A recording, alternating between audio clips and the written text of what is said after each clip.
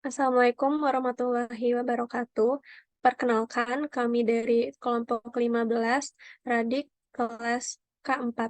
Di sini kami akan menjelaskan tugas kelompok kami, yaitu tugas 3, yaitu implementasi fungsi boolean dengan multiplexer. Perkenalkan, di sini anggota kami ada saya sendiri, yaitu Yuka Salsabila Sisvi dengan NIM G640122117. Selanjutnya ada Salsabila Azahra dengan NIM G64012211084. Dan ada Maisa Fazila Lubis dengan NIM G64012211068. Pada tugas sebelumnya, kami sudah diberikan 10 angka dan huruf. Di sini ada angkanya 0, 1, 2, 3, 4, 5, 6, 7, 8, 9. Dan hurufnya ada A, B, C, D, dan E, F. Nah, di sini kami sudah mencoba untuk yang bagian midterm 0, 1, 2, 3, 4, 5, 6, 8, 9, 10, 11, 12, dan 14. Di situ hasilnya mati. Di situ hasilnya menyala. Sedangkan pada midterm 7, 13, dan 15 hasilnya mati. Nah, di sini kami akan menjelaskan multiplexer. Multiplexer adalah salah satu rangkaian kombinasional di mana output akan selalu satu, terlepas dari berapa banyaknya input. Multiplexer bekerja dengan menyeleksi satu dari sekian banyak input. Maka dari itu, di sini ada yang dinamakan dengan selektor. Oleh karena itu, multiplexer juga disebut sebagai data selector atau penyeleksi data.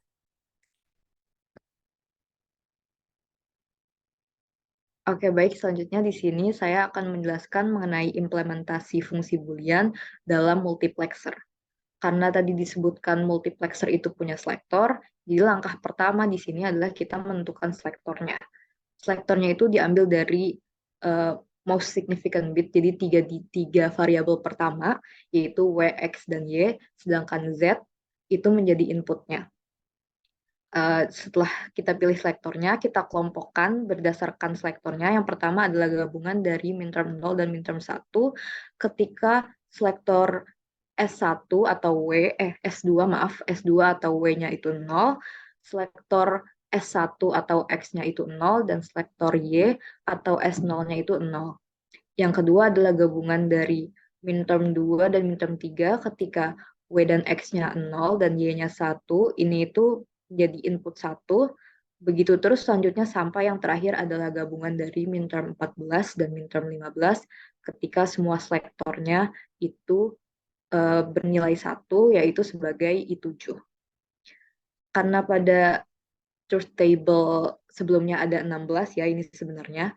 Namun dengan adanya selektor ini dia mengurangi inputnya menjadi ada 8. Di sini bisa dilihat di paling kanan ada input 0, input 1, input 2, input 3, sampai dengan input 7. Input ini kita dapatkan dengan melihat Z, sisa variabel yang tidak menjadi selektor, dan F-nya. Pada input 0 ini kita lihat berapapun nilai Z-nya, nilai F-nya akan sama dengan 1. Maka dari itu I0 nilainya 1.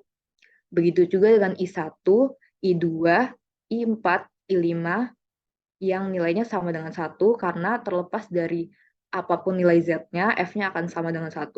Berbeda dengan I3, I6, dan I7, ketika Z-nya 0, F-nya akan sama dengan 1, dan ketika Z-nya 1, F-nya akan sama dengan 0. Makanya input I3, I6, dan I7 ini akan sama dengan Z aksen.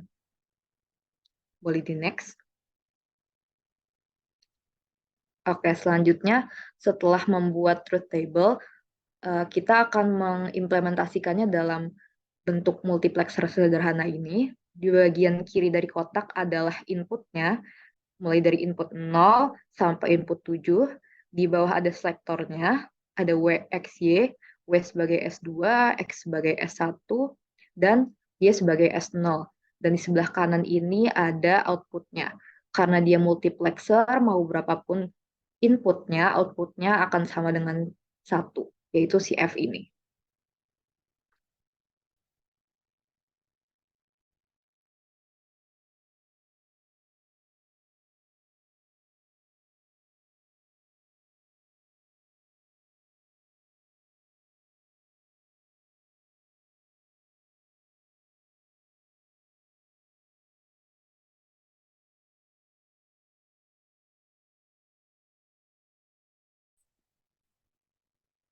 Selanjutnya, saya akan menjelaskan tentang implementasi fungsi boolean dengan multiplexer. Pertama, kita masukkan terlebih dahulu multiplexernya.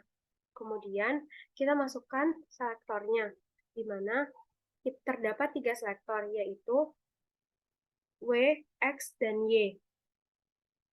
Kemudian, kita masukkan pada input 0, X sama dengan 1, input pertama, X sama dengan 1, input kedua, X sama dengan 1, dan pada input ketiga, X sama dengan Z aksen. Dan kita berikan not get. Kemudian, pada input keempat, kita masukkan X sama dengan 1, input kelima, X sama dengan 1, dan input ke-6 dan ke-7, X sama dengan Z aksen. Di mana dari tabel kebenaran, untuk output yang menghasilkan nilai 0 pada saat semua selektornya bernilai 0, sedangkan jika selektornya W sama dengan 0,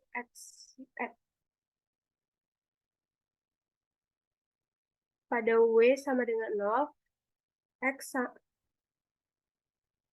pada X-nya 1 dan Y-nya 1,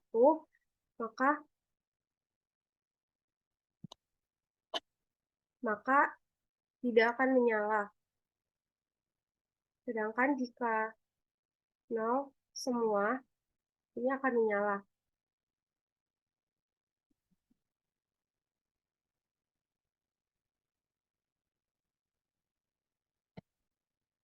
Sekian dari kelompok kami. Mohon maaf bila ada kesalahan.